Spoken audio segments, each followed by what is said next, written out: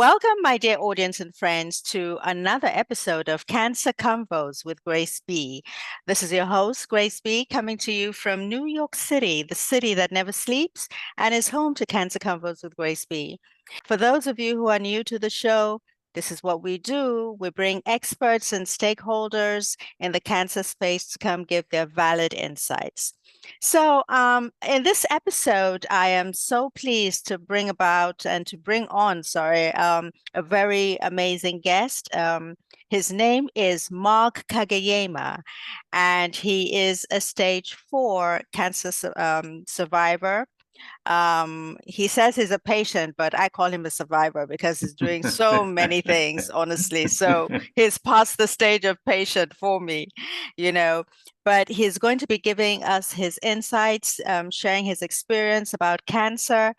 And without spilling too much of the beans, let me welcome Mark Kageyama. Welcome, Mark, and thank you so much for coming on. Oh, thank you so much for having me, Grace. I really appreciate you and you're doing great work. So are you. Thank you.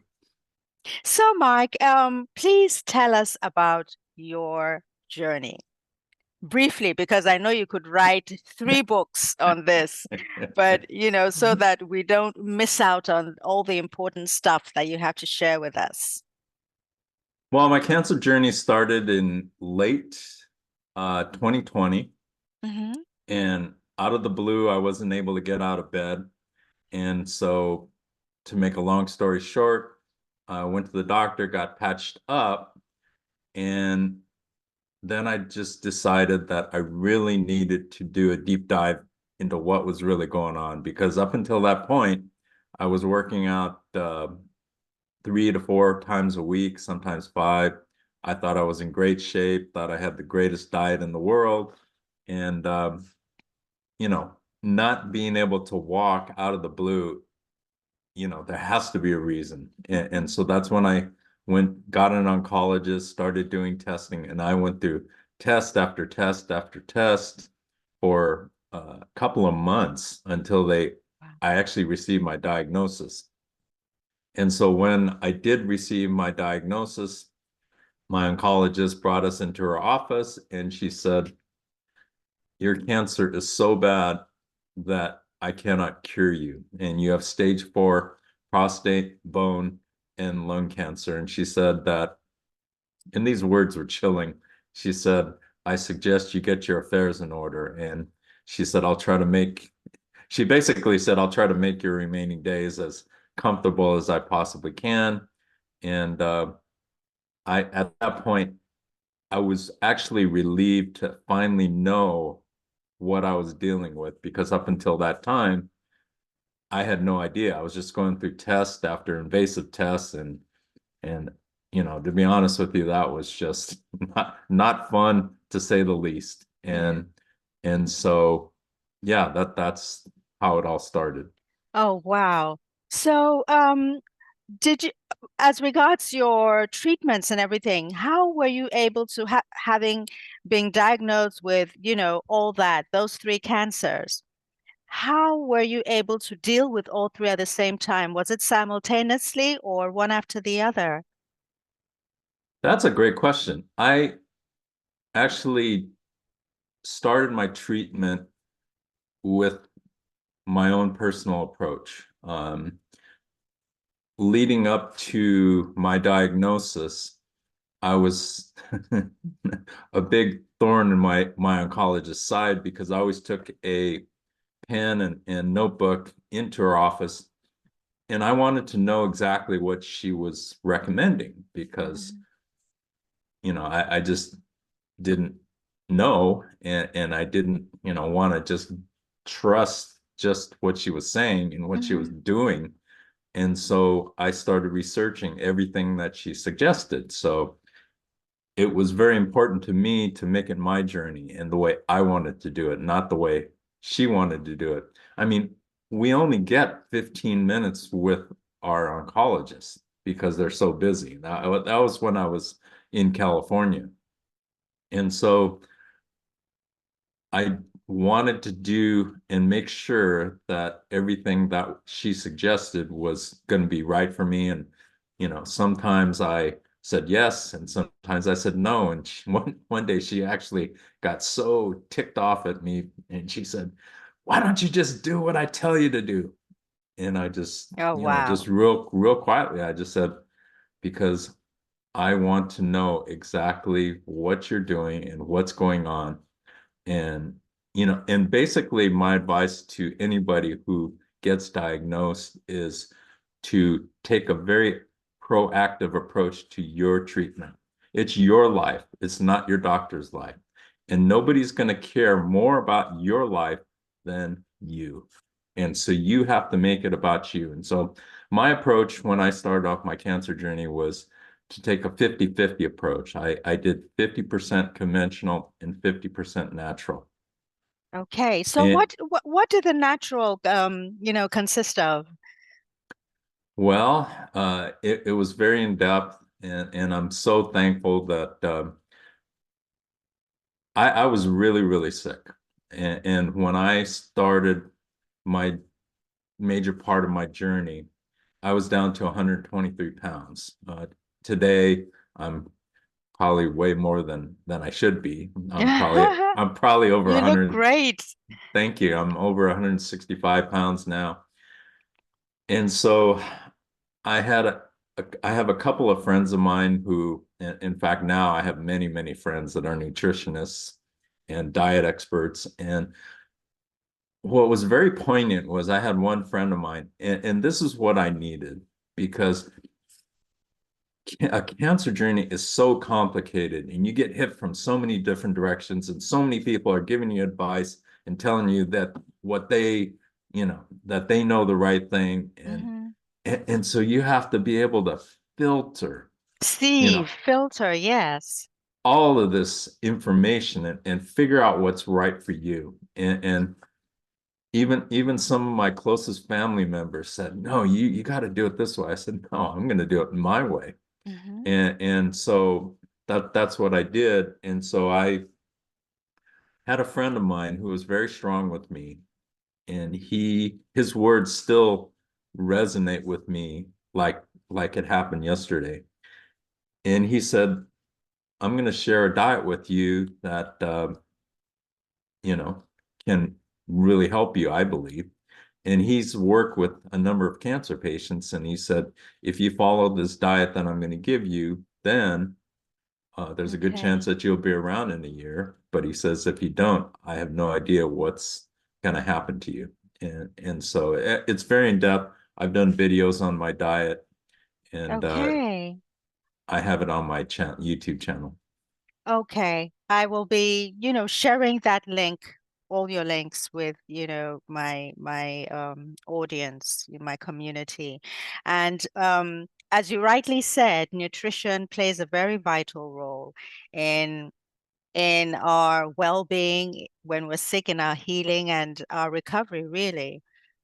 So for you to take that 50-50 approach, I think was great on your part, because and the fact that when you're going through something like this, your appetite just nosedives, so being able to um kind of, bring it back with these diets that were recommended, nutritional values and all that must really have, because honestly, anybody looking at you now would just say, maybe cancer was just written off. He didn't go through that, because you really look great, honestly.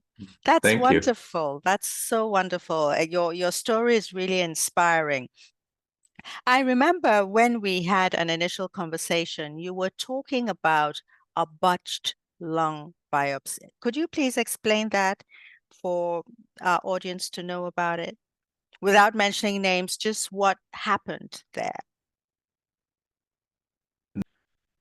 I had a lung biopsy, and the procedure was they stuck a needle in between my ribs on my right side. And what they wanted to do was they wanted to get a sample of the cancer at the edge of the lungs. So I went in, got the procedure done. The radiologist said, "Oh, one of the things that we have to do is we have to allow your lung to drain." Hmm. And so they offered me a choice of like a rubber tube, just like a, plain rubber tube that they stick in there, or this new device, which is like a little rectangular box that had all these gadgets inside and everything like that. And I said, "Doc, I have no idea. I'm just going to have to rely on your expertise. What Hmm. would be best?" And he recommended this little box. So he did the biopsy. He inserted this little box, and then he said, "Okay, I want you to go home and come back the next day." So I did, came back, and he's checking it, and then all of a sudden his eyes got like really big, and I'm thinking, "Oh Oh, man, wow. what's going on?" And he looks at me, and his next words were, "We're admitting you to the hospital." I said, "When?" And he goes, "Now." I said, "Why?" He goes, "Because your lung has collapsed." And so uh, what happened was they admitted me to the hospital. I mean, right then and there, I had to call my wife, "Hey, can you bring some stuff over for me?" Hmm. And then I had a team of surgeons, one after the other, come into my room, and one by one, they're checking me. And so I knew something was going on, and I knew something was wrong, but they were like kind of hush hush about it. And finally, like the senior surgeon comes in towards the end of the day, and he goes, "You probably don't want to see me." And I said, "Au contraire, I want to see you, because I want to find out what in the world's going on." And he Hmm. said, he says, "As you know, your lung has collapsed." And he said, "I'm going to offer you two choices." And I said, "Okay, what are the choices?"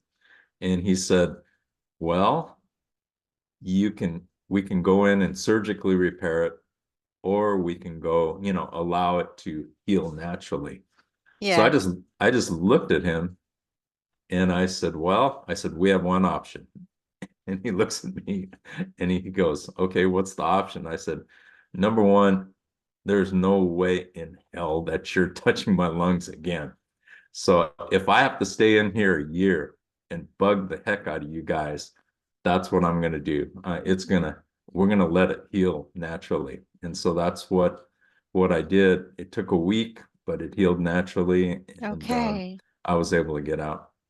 Oh, wow. Because that when you mentioned that, when we had our chat, it has stuck with me ever since. It's must have been a real scary time, for you. But one thing I wanted to ask, even though I have friends, a couple who have had lung cancer, in your case, did you know you had lung cancer? I mean, did you have any symptoms to suggest that you had it, as maybe breathing or, um, running out of breath, or aside feeling down in the dumps, which you did? No, I had no clue. So these things just crop up on you. I mean, creep up on you, so to speak. Yeah, the only time when I actually went to get the lung biopsy done, I had, I was able to see a live scan of my lungs, and I saw my two lungs with like these egg-shaped black blobs floating Yeah. all around. And Mm-hmm. that's when I knew. I said, "Wow, that's like super serious." But Well, I never, even when my lung collapsed, I didn't really feel it. I didn't have shortness of breath or anything like that. exactly, because my friends mentioned the same thing, that you don't know you have lung cancer because they too did not have symptoms. Oh, I wanted to ask, which I usually ask all my guests, what aside, um, when you were going through this experience, now, what has your experience been like with the healthcare system? It was very contentious at first, because my oncologist was not used to anybody like me standing up for themselves. They're just used to people just falling in line. As they Hey, say, patriarchal, you know, right, saying right, it as it is and going with it. right. And I was what's so important, and I tell people this all the time, is unless you raise your hand and say, hey, I'm a person and I want to be treated like a human being, you're going to be treated like a number. Yep. Because otherwise, you're just falling in line. Because if you think about it in terms of what a doctor goes through during the day, they have X number of patients. Every 15 minutes, they have a new patient that they keep going, and so you're going to get lost Uh-huh. in the scope of their day unless you know make yourself known. And so my relationship with my oncologist when we started was very contentious, but then she knew that I was very, very serious. And this is one of the most important uh, characteristics that successful cancer patients, survivors have, is a will to live. Mm-hmm. And like when I went to the facilities, when I go to the facilities, it to me, it's kind of like watching Night of the Living Dead. You just see people going through the motions, and they're like, and I always wonder, what's your story? And so starting off, my relationship was contentious, and it's very interesting how has evolved over the Mm-hmm. years. And I moved from California to Texas. Okay. So before I left California, I made it a point to make an appointment with my oncologist in person to thank her for helping me. And I did have 6 rounds of chemotherapy.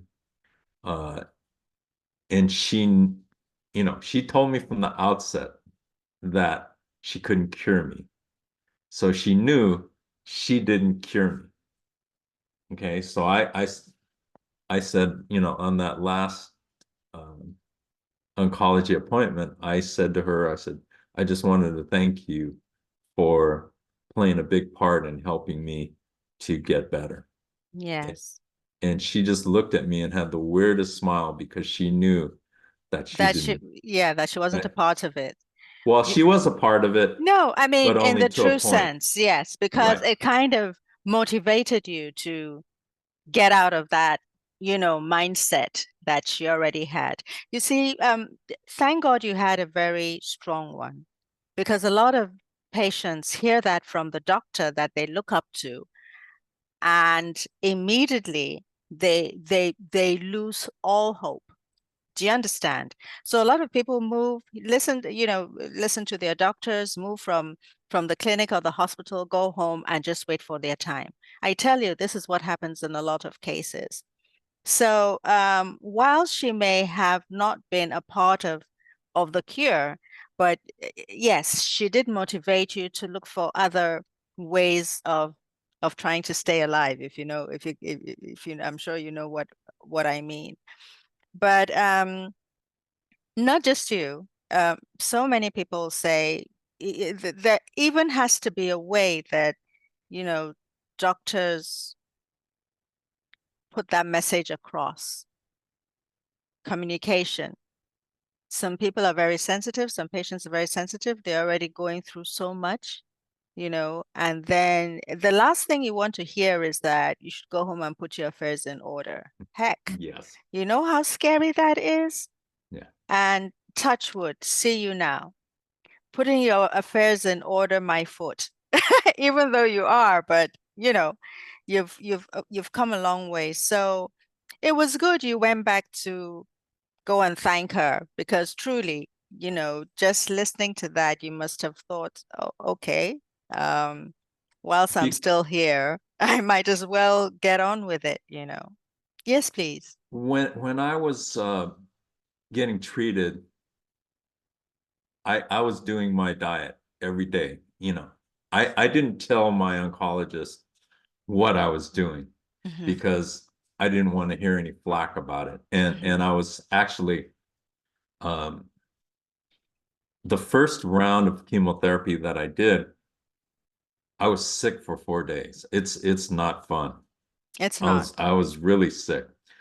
But I was working with the compound lab as well as my diet, and I was able to the next succeeding second through six rounds, I didn't feel any effects at all. Hmm. And that's when my appetite just went through the roof. And I totally changed my diet. I was a vegan for 10 years, changed that as, on the recommendation of my nutritionist. And I was eating like crazy. And I was able to start turning myself around because that was the whole point was I had to stop. And the chemotherapy helped me to get ahead of the cancer and the rapid growth, which I needed at that time. So it did play an important part.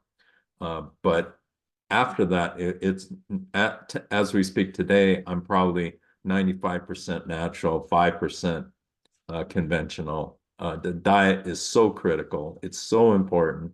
And, what you put in your mouth is, you know, is everything really. It makes all the difference in the world. And I just feel great. And I continue to do my diet to this day, and I will continue to do it for the rest of my life because it's the thing that works. And Hmm. it's one of the biggest pet peeves that I have two big pet peeves, is the diagnosis, the way, and you touched on it before, is the way they give the diagnosis.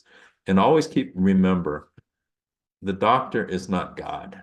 They they don't they're just giving you a judgment based on their years of experience, but they don't know exactly how long that you can live. So that's where you can come in and make it your journey, instead of their journey, and take control of the circumstances and do what you can to make sure that you live, because the mind is so powerful. And that's the thing that I learned was how incredible our minds are. I mean, Yes. if you I could take you back to when I was first diagnosed. I was so weak. I could barely walk across the room.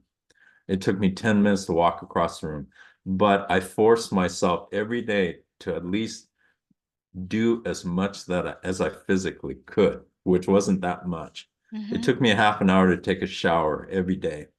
Uh, but I tried to improve myself and to look in the mirror every single day and say, today is going to be a great day.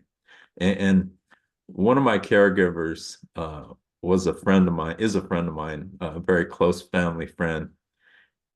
And she said the thing that just I'm talking about from her. She Hmm. said the thing that blew my mind is you never complained. And she said, I complained more than you did, telling Hmm. you my problems, and you're the one who could barely walk. And so that was my mindset.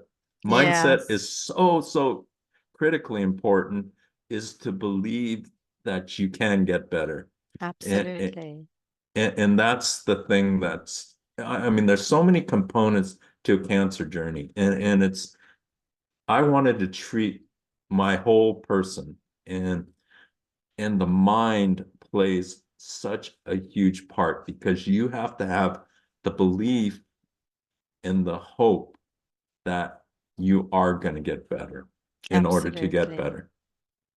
You're so right. I preach that, and I harp on that because when people also see me during and see me now, you know, the difference is clear, as you said. But for me, it wasn't even about, you know, nutrition or whatever. It was just that faith and hope that I was going to overcome this no matter what. Okay, let the chemo shrink the tumors, but after that, I was going to overcome. So that part you said, you couldn't walk. It took you 10 minutes to walk across the room, but you just had to keep doing it, showed the intention, showed the, dedication to, crossing that aisle. and staying informed. Every other thing follows. Every other thing Yes. follows.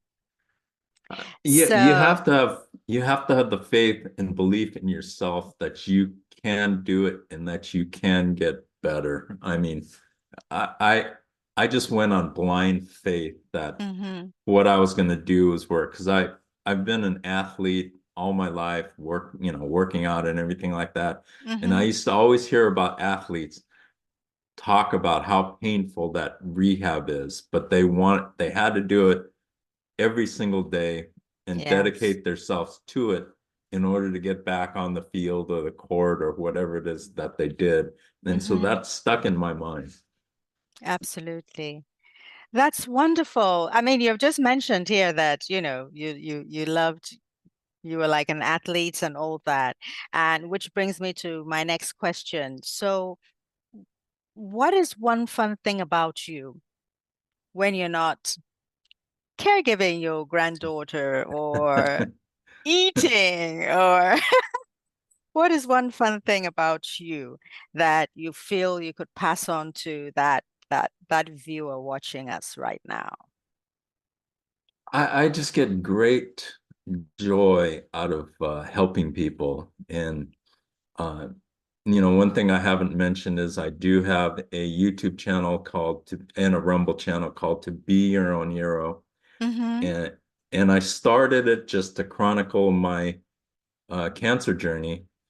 And then along the way, I've started interviewing people such as yourself, which you'll be on my channel when we do Oh, thank you. when we do the interview. But I get great joy out of meeting these incredible people. Early on, I came to realize that no matter how bad our own individual situations may be, there's somebody out there who's gone through or going through something much worse. And just it's just been such an honor and a blessing to meet people. And so I get great joy out of that. And then I get I'm big on LinkedIn and uh, made a lot. That's how I started my journey was I wanted Mm-hmm. to contact and hear from patients and survivors. And Yes. people have the perception that LinkedIn is only for business, but there's a very large uh, cancer community Yeah. on LinkedIn, and I've used that extensively. And to hear how patients and survivors actually did it, that's what I wanted to hear. I didn't want to hear from somebody just trying to sell me something. I wanted to hear from Exactly. somebody who's Who's been walked there? the walk Mm-hmm. and who's willing to talk the talk. And that's what I recommend to people. And what the great thing now is there's so many different advocacy groups that are really terrific. We have one called Cancer Conquering Community, which is every Thursday on Clubhouse Mm-hmm. at 12 Eastern, and we have just a wonderful community of positive people, and it's all about hope. Yes.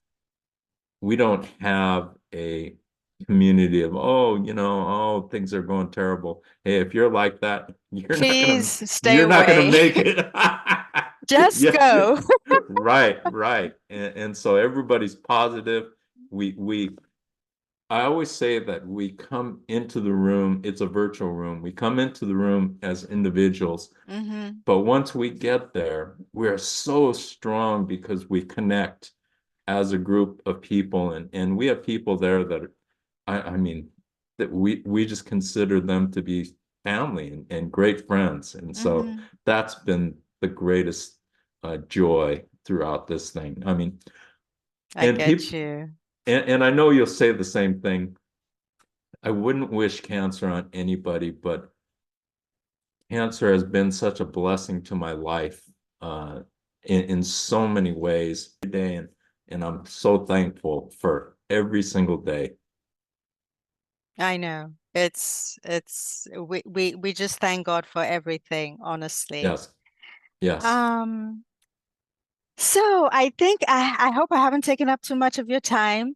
I want to thank you so much, honestly, Mark, for coming to the show and giving your insights and experience and everything, and giving us hope, giving the person that is watching right now hope to carry on, because honestly, it's not easy to go through what we have been through and still have, and still be present, and share our experiences, because we pay it forward. This is the only way we can pay it forward, sharing our experience and everything. So I want to thank you so much for that and everything. But before I sign you out, let me speak with the audience. So, my dear ladies and gentlemen, you have heard Mark Kageyama, a stage 4 cancer patient that was diagnosed with prostate, bone and lung cancer. He owns a YouTube channel which he moderates and speaks to cancer patients and survivors about everything. And also, he's the co-founder of a clubhouse room called Cancer Conquering Community. I will be putting these up on my show notes, but until then, stay warm, stay tight. Don't forget to subscribe, to those of you who haven't, to our YouTube channel and also to Mark's YouTube channel, which I will be sharing in the show notes. Okay? Thank you so much, Mark, for coming, and do be Thank you blessed. so much, Grace. Thank I mean, you. you're doing a great job. So are you, my dear. So are you. Thank you. My love to your family. Thank you so much. Bye bye. Bye bye.